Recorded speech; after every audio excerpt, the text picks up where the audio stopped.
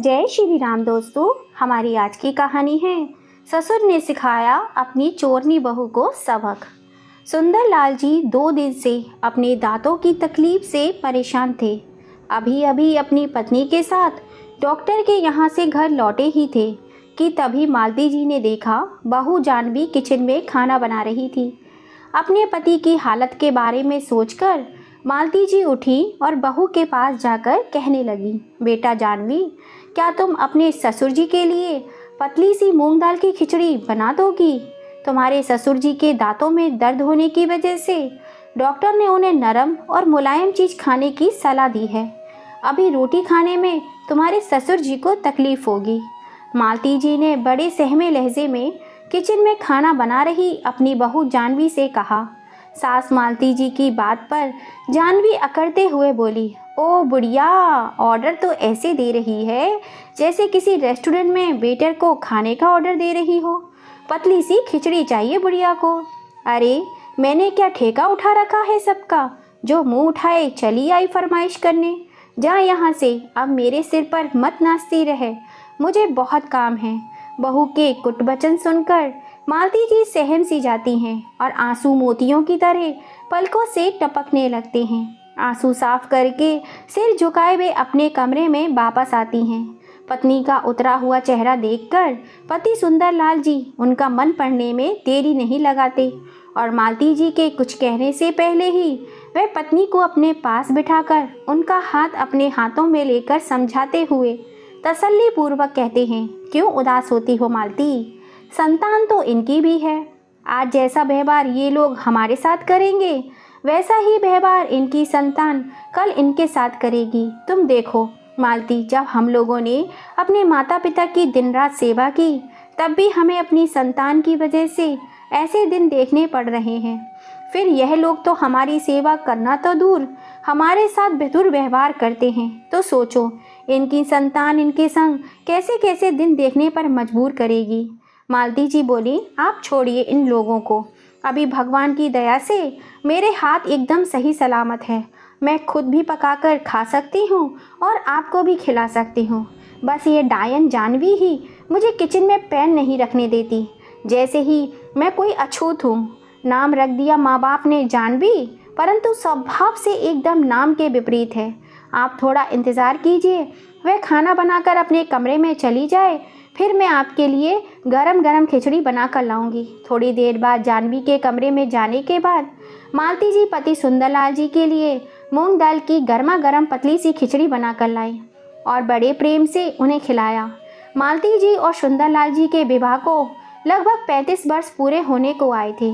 जब मालती जी का विवाह सुंदरलाल जी से हुआ था तब वे सिर्फ 19 वर्ष की थी। बड़ी ही दुबली पतली, परंतु स्वभाव ऐसा कि सबको आते ही ससुराल में पति से लेकर सास ससुर का मन जीत लिया था।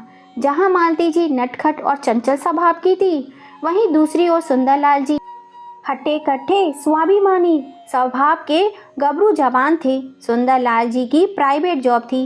विवाह के 2 वर्ष बाद मालती जी ने प्यारे से बेटे अमित को जन्म दिया, जिसके आने से मालती जी और सुंदरलाल जी का परिवार जैसे पूरा हो गया था। परंतु दुर्भाग्यवश 30 वर्ष की उम्र में ही टीबी की बीमारी के चलते वह भगवान को प्यारा हो गया। अमित के जाने के साथ ही मालती जी और सुंदरलाल जी की हंसी खुशी कहीं गायब हो गई। उदासी और वीरानी ने घर में पैर पसार लिए थे, परंतु यह उदासी के बादल छटे मालती जी और सुंदरलाल जी के दूसरे बेटे अनुज के जन्म से। उसकी किलकारियों ने घर को फिर से जीवित कर दिया। फिर अनुज के जन्म के 3 वर्ष बाद एक नन्ही सी गुड़िया पिंकी के आने से मालती जी और सुंदरलाल जी का परिवार फिर से पूरा हो गया।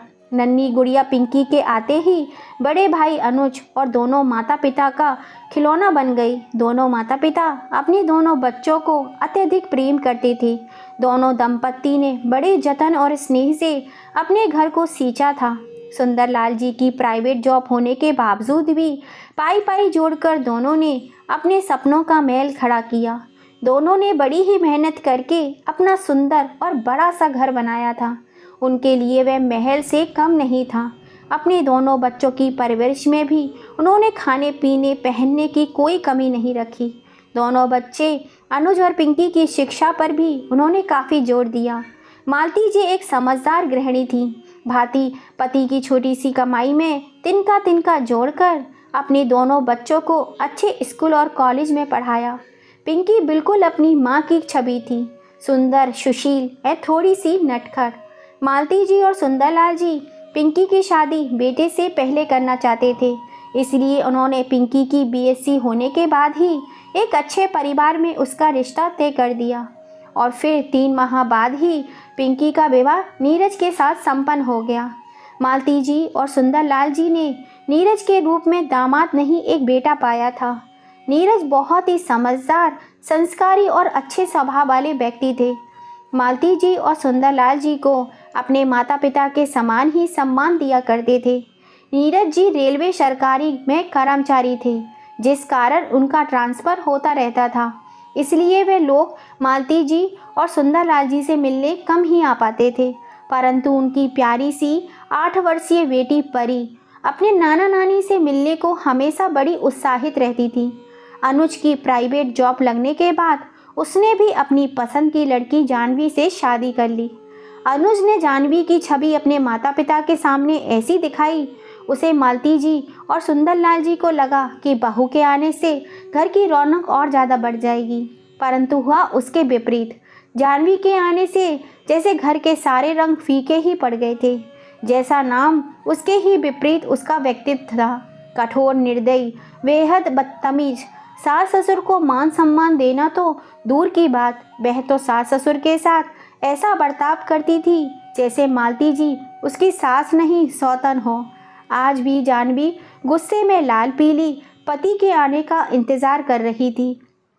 जैसे ही अनुज ऑफिस से घर आया, उसने आते ही अनुज पर आंखें निकाल निकाल कर भड़कना शुरू कर दिया। क्यों जी, आपके बूढ़े माँ बाप मुझे क्या समझ रखे हैं? मैं कोई नौकरानी हूँ या कोई अलाउद्दीन के चिराग से निकला हुआ जिन हूँ? जब देखो तुम्हारे बूढ़े माँ बाप मेरे सामने खाने की नई नई फरमाइश लेकर पहुँच जाते हैं। अनुज भी पालतू कुत्ते की तरह दुम हिलाते हुए चुपचाप जानवी की कड़वी बातें सुन रहा था। जानवी और बोली, आपने क्या बोला था शादी से पहले मुझे? कि जानवी डार्लिंग, तुम तो मेरे दिल की मालकिन हो, तुम्हें तो मैं अपने घर में रानी बनाकर रखूँगा, तुम्हारे लिए चांद तारे तोड़ कर लाऊंगा। और यह देखो, रानी की बजाय मुझे नौकरानी बनाकर रख दिया है। अरे मैं अकेले क्या क्या करूं? आपका काम करूं, आपके 2-2 सपूतों को संभालूं, या उन दोनों बुढ़ों की सेवा करूं, या उनकी फरमाइशों को पूरा करूं? अनुज डरते डरते कहता है, जानवी डार्लिंग, तुम गुस्सा क्यों करती हो? अरे माँ किस काम आएगी? तुम माँ से काम क्यों नहीं करवाती हो? पूरा दिन खा पी कर बिस्तर ही तो तोड़ती हैं दोनों बुढ़ा बुढ़ी। पति की बात सुनकर जानवी फिर आंखें दिखाते हुए बोली, नहीं जी, मुझे ना उनका काम करना है और ना ही उनसे अपना काम करवाना है। आप क्या चाहते हो?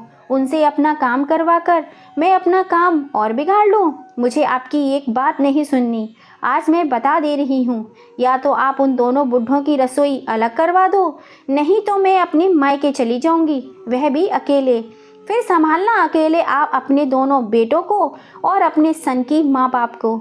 अनुज बोला, शांत हो जाओ, शांत जानवी, गुस्सा थूक दो मेरी प्यारी पत्नी, मैं अभी इलाज करता हूँ उन दोनों का, चलो आओ मेरे साथ। जानवी और अनुज गुस्से में तिल मिलाए हुए मालती जी और सुंदरलाल जी के कमरे की तरफ जाते हैं। अनुज को, जो अभी भीगी बिल्ली बनकर जानवी की ऐसी बातें सुन रहा था, जैसे एक नालायक बच्चा अपने अध्यापक की डांट सुनता है, अपने माता पिता के सामने शेर की तरह दहाड़ते हुए कहता है, तुम दोनों को आखिर दिक्कत क्या है? क्यों चैन से नहीं जीने देते हो जानवी को? क्यों इतना जलते हो? तुम दोनों की पसंद की लड़की से शादी कर लेता, तब तो तुम दोनों बुढ़ा बुढ़ी बहुत खुश रहते ना। क्योंकि मैंने अपनी पसंद की लड़की को बहू बनाकर ले आया, इसीलिए बेचारी को टॉर्चर करते रहते हो हर समय। अनुज की बात सुनकर मालती जी और सुंदरलाल जी दंग रह जाते हैं और सुंदरलाल जी कहते हैं कि बेटा, ये कैसे इल्ज़ाम लगा रहा है तू हम पर? तू तो हमारा इकलौता बेटा है, भला हम तुझसे और बहू से क्यों जलने लगे? इस पर मालती जी भी बोलती हैं, बेटा, हम दोनों तो बहू को बिल्कुल भी तंग नहीं करते। सास की बात सुन जानवी बोली, ओहो, अनुज देखो तो जरा तुम्हारे सामने ये कैसे शरीफ बन रहे हैं बेचारे। अनुज फिर से चिल्लाते हुए बोला, अरे संभाल तो रखा है इसने पूरा घर, और क्या तुम दोनों अब इससे हल जुतवाओगे। बस अब मैंने निर्णय कर लिया है कि कल तुम दोनों अपना चूल्हा अलग कर लो, फिर चाहे तुम खिचड़ी खाओ, दलिया खाओ, साग खाओ, रोटी खाओ, हमें कोई मतलब नहीं है। बेटे के मुंह से इतनी बड़ी बात सुन दोनों बूढ़े माँ बाप जैसे भौचक्के रह जाते हैं। अचानक उनको ऐसा महसूस होता है जैसे वो कोई अनाथ हो, लावारिश हो। दोनों की आंखों में आंसू भर आते हैं। मालती जी तो खुद को रोने से रोक नहीं पाती, रोते रोते बोलती हैं, बेटा तू होश में तो है कि क्या कह रहा है। इस उम्र में तू हम लोगों को ऐसे अलग चूल्हा करने को बोल रहा है। हमने तो सारी जिंदगी जो कमाया सब इस घर और तेरी परवरिश में, तेरी शादी और पढ़ाई लिखाई में लगा दिया। अब इस बुढ़ापे में हम अपना खर्चा कैसे उठाएंगे। अनुज बोला, मैं कुछ नहीं जानता, कल से जानवी तुम लोगों के लिए खाना नहीं बनाएगी बस। और वैसे भी इस उम्र में तुम लोगों का खर्चा ही क्या है, क्यों चाहिए तुम्हें इतने पैसे। अरे राम नाम जपो बस।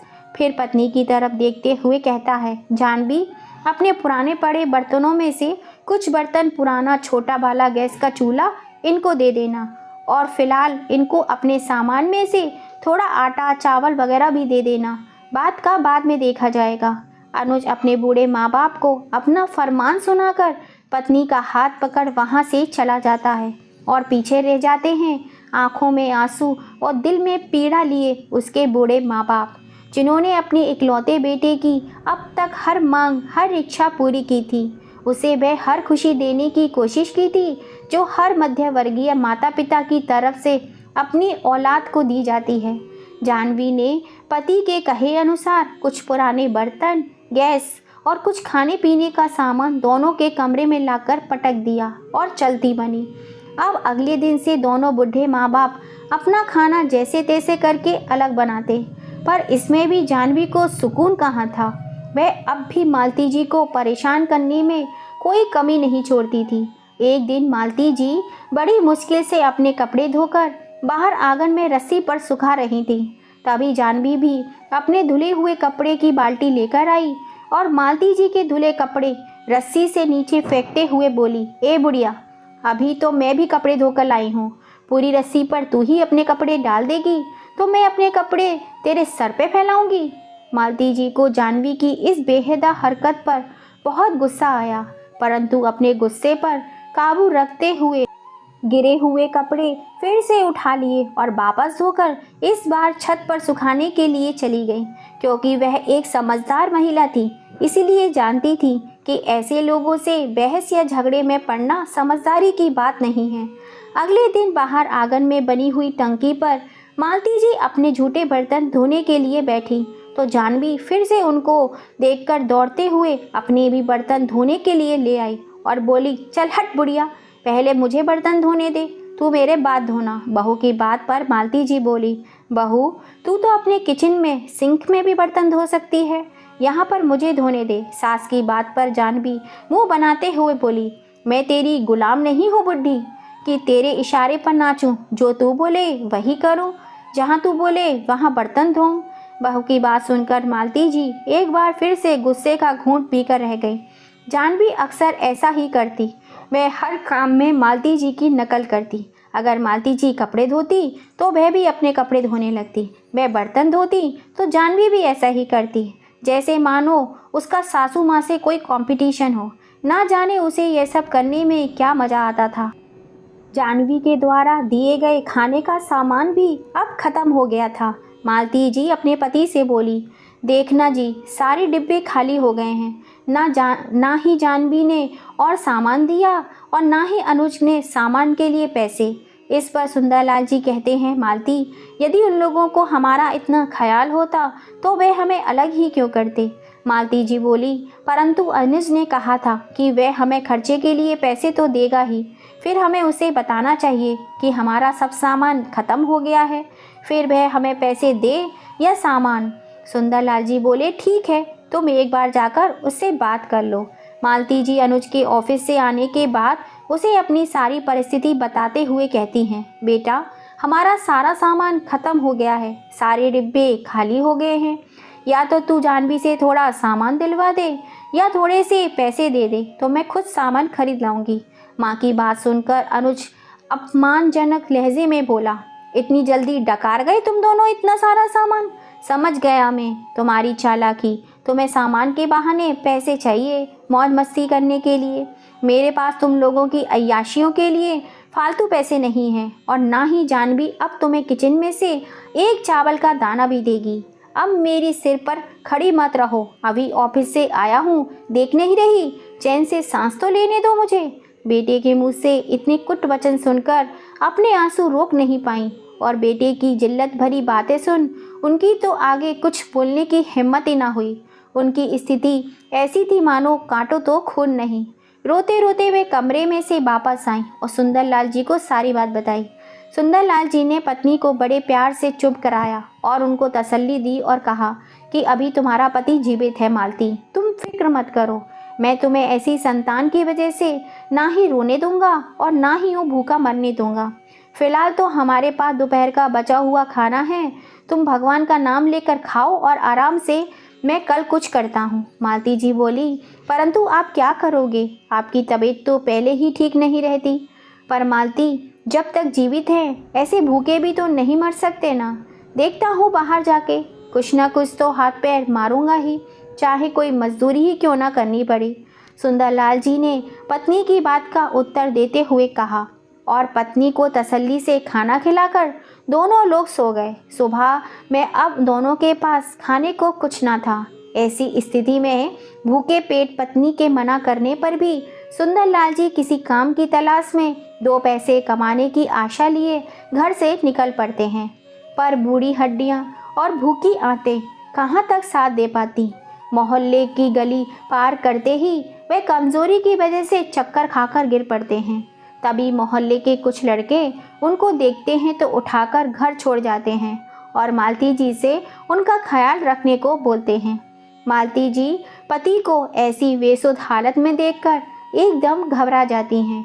सुंदरलाल जी को लेटाकर सबसे पहले पानी पिलाती हैं और रोते रोते कहती हैं, मैंने मना किया था आपको, फिर मत जाओ, पर मेरी बात नहीं मानी आपने। आज अगर आपको कुछ हो जाता, इतना कहकर वह और ज़्यादा रोने लगती हैं। सुंदरलाल जी इस समय कुछ बोलने की हालत में नहीं थे। फिर मालती जी अपने आप को कुछ संभालते हुए कहती हैं, आप थोड़ी देर आराम कीजिए, थोड़ी देर में तबीयत आपकी संभल जाएगी तो मैं आपको पड़ोस वाले क्लिनिक में ले चलती हूँ।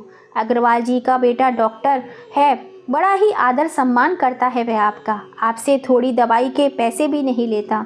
थोड़ी देर बाद सुंदरलाल जी को सहारा देकर पड़ोस के क्लिनिक में लेकर जाती हैं तो डॉक्टर उनके दांत लगवाने का सुझाव देते हुए कहता है, चाचा जी को दवाई की ज़रूरत नहीं है, इनको अच्छे खान पान की ज़रूरत है। दांत ना होने की वजह से खाना अच्छे से नहीं खा पाते हैं, इसीलिए कमज़ोरी आ गई है। फ़िलहाल मैं अपने पास से ताकत की कुछ कैप्सूल दे देता हूँ, फिर आप उनके दांत लगवा दीजिए ताकि वह अच्छे से खाना पीना खा पाएँ। मालती जी अनुज के आगे गिड़गिड़ाते हुए पैसे की भीख मांग रही थी, परंतु अनुज जरा भी दया नहीं खाता है, पैसे देने के लिए साफ मना कर देता है और उस दिन अपनी बीमार बूढ़े माँ बाप को घर से मैं अकेला छोड़ पत्नी और बच्चों के साथ 5 दिन की ट्रिप पर निकल जाता है। संयोगवश उसी दिन अनुज के जाने के बाद भगवान मसीहा बनाकर पिंकी और नीरज को भेज देते हैं, जो लगभग पूरे 1 साल बाद मालती जी और सुंदरलाल जी से मिलने आ रहे थे। परी भी अपने नाना नानी से मिलने को बड़ी ही उत्साहित थी, परंतु खुशी खुशी जैसे ही वे लोग मालती जी और सुंदरलाल जी के कमरे में जाते हैं, बीमार भूख से तड़पते हुए अपने माता पिता को देखकर हक्के भक्के रह जाते हैं। पिंकी की तो जैसे रूह कांप जाती है, परी भी लगभग भागकर नानी के गले लगकर रो पड़ती है। मालती जी और सुंदरलाल जी भी बेटी और दामाद को देखकर बहुत रोते हैं और सारी स्थिति का वर्णन करते हैं। पिंकी और नीरज को तो इतना गुस्सा आता है कि अगर अनुज और जानवी इस समय उनके सामने होते तो वह लोग उनका मार मार के भरता बना देते। पिंकी और नीरज इस समस्या का हल ऐसे निकालते हैं कि अनुज और जाह्नवी के ट्रिप पर वापस आने से पहले ही अपने माँ बाबूजी को मालती जनरल स्टोर के नाम से इनको विश्राम कक्ष के आगे ही एक छोटा सा सेटअप लगवाकर जनरल स्टोर की छोटी सी दुकान खुलवा देते हैं, जिससे कि मालती जी और सुंदरलाल जी का समय भी बच जाए और उनको पाई पाई के लिए बेटे बहू के आगे हाथ भी ना फैलाने पड़े।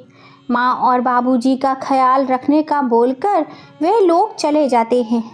जैसे ही अनुज और जाह्नवी ट्रिप से वापस आते हैं तो मालती जी जनरल स्टोर को देखकर दोनों हक्के भक्के रह जाते हैं। दोनों समझ गए थे कि यह मदद पिंकी और नीरज के सिवाय दूसरा और कोई नहीं कर सकता। जाह्नवी, जो कि हर काम में अपनी सास की कॉपी करती थी, सास की दुकान देखकर अपने पैर पटकते हुए पति से कहती है, देखा बुढ़ा बुढ़ी में अभी भी कितना दम है। हम ट्रिप पर गए थे तब दोनों बीमारी का कैसे नाटक कर रहे थे और इतनी जल्दी दुकान भी खोल कर बैठ गए। जब यह बुढ़े इस उम्र में दुकान खोल सकते हैं तो मैं क्यों नहीं। मुझे भी आप ऐसी ही सेम टू सेम दुकान खुलवा कर दो। उसकी ज़िद के आगे अनुज भी हार जाता है और उसको ठीक अपने माँ पिताजी की दुकान के सामने ही जाह्नवी जनरल स्टोर के नाम से दुकान खुलवा देता है। जाह्नवी ने दुकान खोलते ही फिर से मालती जी को तंग करना शुरू कर दिया। जो ग्राहक मालती जी की दुकान की तरफ आते बड़ी चालाकी से ग्राहकों को लुभाते हुए कहती, अरे बहन जी, आप मेरी दुकान पर आइए, एक से एक बढ़कर अच्छी क्वालिटी के एकदम साफ सुथरे सामान रखती हूँ। वह सामने वाली दुकान पर तो सारा सामान नकली मिलता है। आप यहाँ मेरी दुकान पर आइए, देखिए सारी वैरायटी उपलब्ध है। दाल चावल मेवा मसाले सब A1 क्वालिटी के मिलेंगे आपको। ऐसे ही चालाकी करके जाह्नवी सारे ग्राहक अपनी दुकान की तरफ खींच लेती। उधर मालती जी और सुंदरलाल जी को नुकसान होने लगा था, क्योंकि उनकी दुकान पर आने वाले ग्राहक सब जानकी की दुकान पर आने लगे थे। इधर जाह्नवी अपने ग्राहक बढ़ाने और अच्छी इनकम की खुशी मनाने लगी थी, परंतु पिछले मोहल्ले की जो कांता जाह्नवी की दुकान से एक दिन पहले ही सिर धोने के लिए शैम्पू लेकर गई थी, वह गुस्से से लाल हुई वापस जाह्नवी की दुकान पर पहुंची और गुस्से में लाल होते हुए बोली, ओहो जाह्नवी मैडम, देख देख तेरी दुकान से खरीदा हुआ शैम्पू मेरे सिर का क्या हाल कर डाला। देख आंखें फाड़ कर मेरे कितने बाल झड़ गए एक ही रात में। तेरे इस शैम्पू ने गंजा बना दिया मुझे। जाह्नवी बोली, मैं तो अपनी दुकान पर एकदम ओरिजिनल सामान रखती हूँ, यह साइड इफ़ेक्ट आपको किसी और चीज़ का हुआ होगा। कांता बोली, अरे एक तो चोरी, ऊपर से सीना चोरी, एक तो डुप्लीकेट एक्सपायर्ड सामान बेचती हो, ऊपर से अपनी गलती भी नहीं मानती। देख तू, अभी सारे मोहल्ले को जमा करती हूँ। पायल, इमली, अनोखी, आओ आओ सब यहाँ आओ, देखो भाई ये सब लोग देखो इस जाह्नवी की सीना चोरी। कांता की आवाज़ सुन सभी लोग जाह्नवी की दुकान के सामने जमा हो जाते हैं और कई और लेडीज़ भी जाह्नवी के सामान की शिकायत करती हैं। किसी के मुंह पर स्नेहा की दुकान से खरीदी हुई क्रीम से मुहासे निकल आते हैं तो किसी के बाल काले होने की वजह सफ़ेद हो जाते हैं। सारी लेडीज़ अपनी अपनी शिकायतें लेकर जाह्नवी पर झल्ला पड़ती हैं और सभी लेडीज़ उससे अपने सामान के पैसे वापस मांगने लगती हैं। जाह्नवी इतनी सारी लेडीज़ को एक साथ देखकर घबरा जाती है, क्योंकि चोर की दाढ़ी में तिनका जो होता है वह सच में कम दाम में ज़्यादा लाभ उठाने के लिए डुप्लीकेट सामान लाती थी, जबकि मालती जी और सुंदरलाल जी एकदम ओरिजिनल सामान लाते थे। अब सारे ग्राहक फिर से मालती जनरल स्टोर से ही सामान खरीदने लगते हैं। उधर जाह्नवी की दुकान पर अब कोई चिड़िया का बच्चा भी नहीं आता है, परंतु उसने अपने खर्चे इतने अधिक बढ़ा लिए थे जो इतनी कम दुकानदारी में पूरे नहीं होते। वह फिर बेचारा सा मुँह लेकर अपनी सासू माँ से कुछ पैसे 10 दिन के वादे पर उधार मांगने आती है। सुंदरलाल जी तो मालती जी को मना करते हैं, परंतु मालती जी उनकी रोनी सूरत देखकर पिघल जाती हैं और पैसे दे देती हैं। लेकिन जब जानवी 15-20 दिन बाद भी पैसे नहीं लौटाती तो मालती जी उससे पैसे मांगते हुए कहती हैं, बहू तूने तो 10 दिन के वादे से पैसे लिए थे, 20 दिन गुजर चुके हैं, दुकान का सारा सामान खत्म हो चुका है, मुझे सामान लाना है, ला पैसे दे दे। मालती जी बड़े आशा भरे स्वर में जानवी से बोलती है तो जानवी नाक मुंह बनाकर बोलती है, बुढ़िया तूने भी हद कर दी है, मैं कौन सा तेरे पैसे लेकर भाग रही हूँ। एक तो तूने मेरे ग्राहक तोड़ दिए, ऊपर मुझसे बार बार पैसे मांगती है। मैं कहीं भागी नहीं जा रही हूँ, मिल जाएंगे तेरे पैसे जब तेरा बेटा देगा मुझे। लेकिन बहू तू बोल रही थी कि मैं बार बार पैसे मांगती हूँ, मैंने कब मांगे? 10 दिन के वादे के लिए थे, आज 20 दिन हो चुके हैं, पहली बार आई हूँ तुझसे पैसे मांगने, आज भी तूने 100 बातें सुना डाली।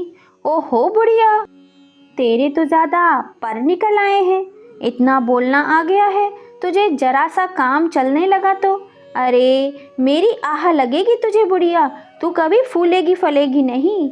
जानवी इससे पहले आगे बोलती मालती जी चुपचाप अपने कमरे में चली गई। रात का समय था, मालती जी को खाना भी बनाना था, तो मालती जी ने बहू के साथ और मुंह मारना ज़रूरी न समझा। क्या जीवन है जी हमारा, बेटा और बहू कभी पूछते नहीं, कभी पैसे नहीं देते, अब हमारे पैसे भी लेकर वापस देने का नाम नहीं लेते। ऐसा कब तक चलेगा जी।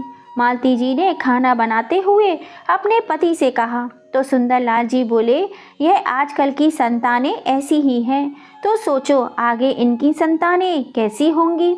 जैसा ये लोग हमारे साथ कर रहे हैं, इनका तो फिर भगवान ही मालिक है।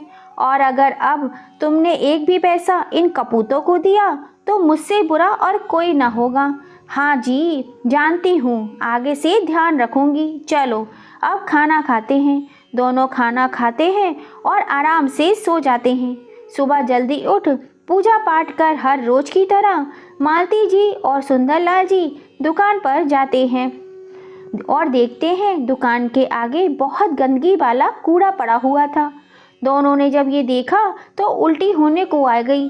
दोनों ने बहुत मुश्किलों के साथ गंदगी साफ की, धोया और धूप बत्ती जलाई, तब कहीं जाकर कुछ मन ठीक हुआ। उसके बाद जानवी ने दुकान खोली तो आंखें फाड़ फाड़ कर सास ससुर को घूरे जा रही थी, क्योंकि दुकान के बाहर गंदगी डालने का काम उसी ने किया था। जानवी हमेशा अपने सास ससुर को परेशान करने का कोई भी मौका नहीं जाने देती थी। उनके साथ पागलों वाली हरकतें किया करती थी, जिससे उनका दिमाग खराब होता रहता था। लेकिन बहू के साथ ज़्यादा मुंह नहीं मारते थे। दोनों दंपति ने दुकान के सामान के लिए कुछ रकम इकट्ठा कर ली थी और कुछ बहू से लेकर सामान लाने की योजना बना रहे थे।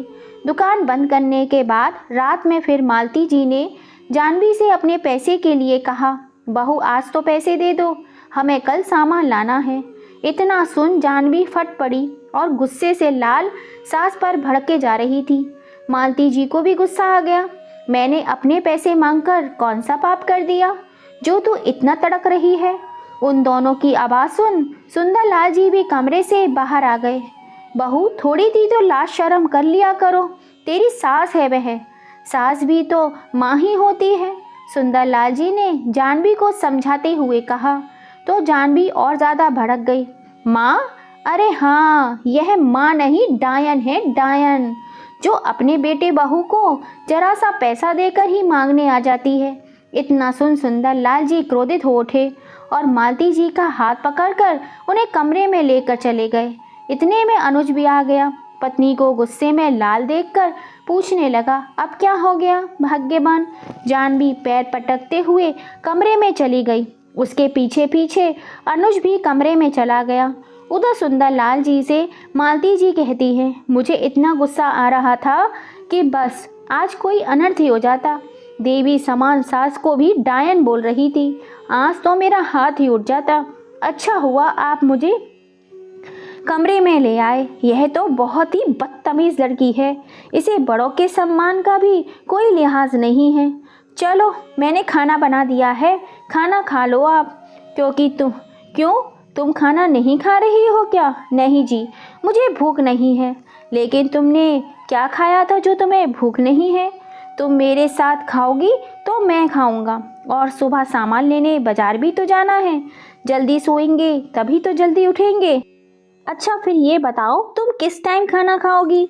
अरे ठीक है जी, खा लेती हूँ। दोनों खाते हैं और बहू की हरकत को नज़रअंदाज करके सो जाते हैं। उधर अनुज खाना बना करके खा करके सोने के लिए तैयार था। बच्चे भी सो चुके थे। जानवी बैठी हुई सोच में डूबी थी। अरे क्या सोच रही हो सोना? कुछ नहीं, अभी मैं सो रही हूँ, तुम भी सो जाओ। अनुज सो जाता है। जानवी ताना बाना बुनती रहती है। बुढ़ों को सबक सिखा कर रहूँगी मैं। बहुत हैकड़ी आ गई है दोनों के अंदर। जब से इनका काम चला है तब से और ज़्यादा घमंड आ गया है। इनका घमंड चूर चूर ना किया तो मेरा नाम भी जानवी नहीं। वह रात भर इसी फिराक में थी कि कब सास ससुर सोएं और कब उनके पैसे साफ करूं। रात के 2 बज चुके थे। उसे अपनी खुरापाती मैं कभी कमरे से बाहर आती तो कभी अंदर जाती, फिर बाहर गई। सास ससुर के कमरे में छुपके झांक कर देखा तो दोनों नींद में चूर घर्राटे मार रहे थे। वे धीमे धीमे कदमों से अंदर घुसी और अलमारी के पास पहुंच गई, जिसमें मालती जी ने सामान लाने के लिए 10,000 रुपये रखे हुए थे। उसने पूरी अलमारी की तलाशी ली, उसे कुछ नहीं मिला। उसका ध्यान सोए हुए सास ससुर पर ही था। कहीं जाग गए तो पूरा प्लान चौपट हो जाएगा। अलमारी में से तो कुछ न मिला। उसका मुंह बन गया।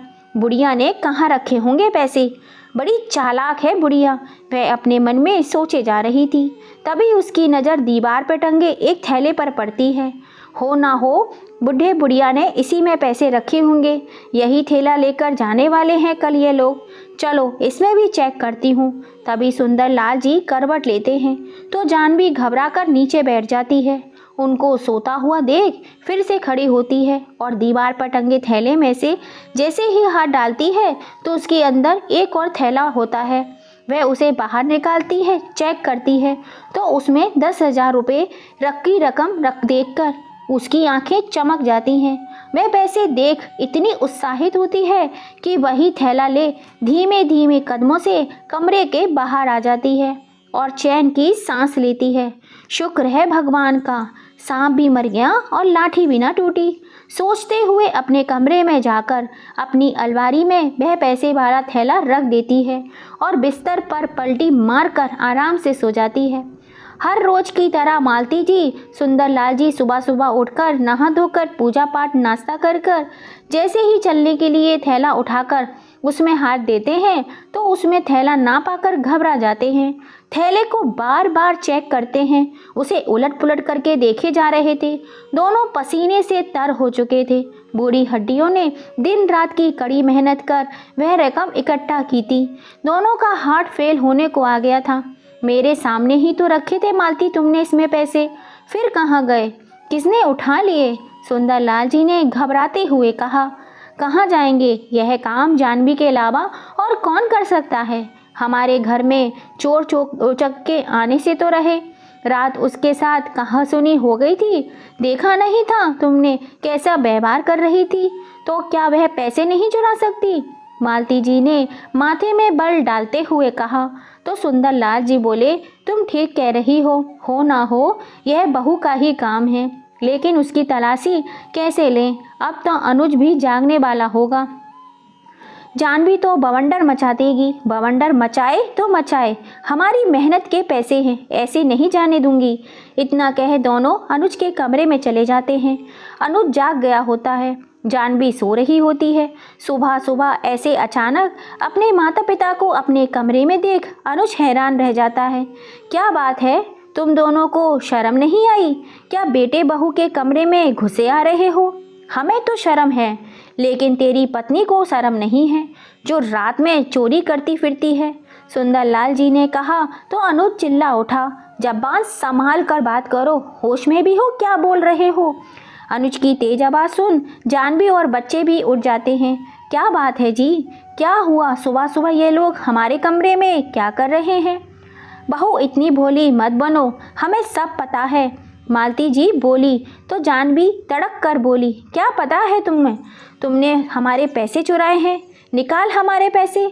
इतना सुन जानवी गुस्से में भड़क जाती और सास पर हाथ उठाने वाली ही होती है तो सुंदरलाल जी उसका हाथ पकड़ लेते हैं। उठाकर दिखा जरा हाथ। सुंदरलाल जी गुस्से में बोलते हैं तो अनुज को गुस्सा आ जाता है, कैसा व्यवहार कर रहे हो मेरी पत्नी के साथ?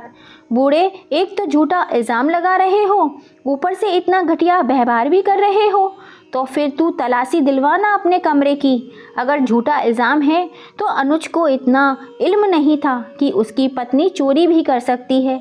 उसने झट से बोल दिया, ले लो तलाशी, कर लो अपने मन की। अगर ना मिले पैसे तो फिर देखना तुम दोनों बुढ़ों के संग मैं क्या करता हूँ, फिर तुम्हारी खैर नहीं। इतना सुन जानवी तो अलमारी के सामने खड़ी होकर अपनी बेवकूफ़ी का सबूत दे रही थी। अनुज कहता है कि जब तुमने चोरी ही नहीं की तो लेने दो इनको तलाशी। जानवी अलमारी के सामने ही अड़ी रही तो अनुज ने उसे पकड़कर अपने पास खींच लिया। जानवी बोलती रही उसमें कुछ नहीं है, लेकिन अनुज ने उसे पकड़े रखा और बोला, ले लो तलाशी। जैसे ही सुंदरलाल जी ने अलमारी में घुसे तो वही थैला कपड़ों के अंदर छुपाकर रखा हुआ था। उसे देखते ही जानवी की आंखें शर्म से झुक जाती हैं और अनुज की आंखें फटी की फटी रह जाती हैं। वह जानवी की तरफ देखता है तो जानवी खिसियानी बिल्ली की तरह खड़ी रहती है। यह क्या है बेटा? मालती जी बोली, तेरी पत्नी ने तो कुछ भी नहीं चुराया था, अब यह क्या है? सुंदरलाल जी भी बोले तो अनुज को गुस्सा आ गया और अपने माता पिता पर ही भड़क उठा। तुम दोनों बुढ़े ही इसका दिमाग खराब करके रखते हो और ज़रूरी थोड़ी है इसने रखा हो सकता है तुमने ही हमारी अलमारी में अपना थैला छिपा दिया हो। अपने पति के मुंह से ये शब्द सुन जानवी में 1 किलो खून और बढ़ गया। हाँ जी, यह दोनों ही रात में मुझे कुछ न कुछ सुना रहे थे। मालती जी और सुंदरलाल जी गुस्से से देखते रहते तो अनुज बोला, अब आंखें फाड़ फाड़ के क्या देख रहे हो, निकलो मेरे कमरे से। अनुज के कुटवचन सुन दोनों माता पिता चुपचाप कमरे से बाहर आते हैं। सही 5 मिनट के बाद अचानक अनुज और जानवी पर डंडे का प्रहार होता है। निकलो मेरे कमरे से, मेरे घर से। सुंदरलाल जी और मालती जी गुस्से से लाल अनुज और जानवी को डंडे बजाए जाते हैं। हमें ही हमारे घर से निकालोगे? हमें ही घर से हमारे आंखें दिखाकर निकालते हो? मैं बताता हूँ तुम्हें। सुंदरलाल जी अनुज के और मालती जी जानवी को डंडे बजाते हुए बोलती जा रहे थे, कपूतो, तुमने बुढ़ापे में हमारा जीना हराम करके रख दिया है। हमारा खर्चा ना उठाते हो, ना हमारी सेवा करते हो, और जो हम बुढ़ापे में खुद 2 रोटी कमाकर चैन की खाना चाहते हैं तो उसे भी नहीं खाने देते हो। बेटा बहू होते हुए भी हमें अपनी बूढ़ी हड्डियों को घिसकर दिन रात मेहनत करनी करे पाई पाई जमा करते हैं, वह भी चुरा लेते हो। आज हम निकालेंगे तुम्हारी हैकड़ी। आई मम्मी, आई बाबूजी, दोनों के मुंह से निकल रहा था। दोनों ने डंडा पकड़ना भी चाहा तो हाथों पर भी डंडा बजा दिया गया और बजाते बजाते घर के बाहर ले गए। बहुत शौक है ना तुझे घर में काम में सास की बराबरी करने का, अब कर बराबरी। मालती जी ने दांत भींचते हुए कहा, तुझे भी बहुत शौक है ना पत्नी की हर गलत बात को हवा देने का, अब दे हर बात को हवा। जब हर काम में बराबरी करने का शौक है तो अब घर भी खुद अपने पैसों से बनवाओ और दफ़ा हो जाओ हमारे इस घर से। सुंदरलाल जी और मालती जी पूरे गुस्से में थे। आज तक जो गुस्सा वह पीते आए थे आज वह सब बाहर आ चुका था।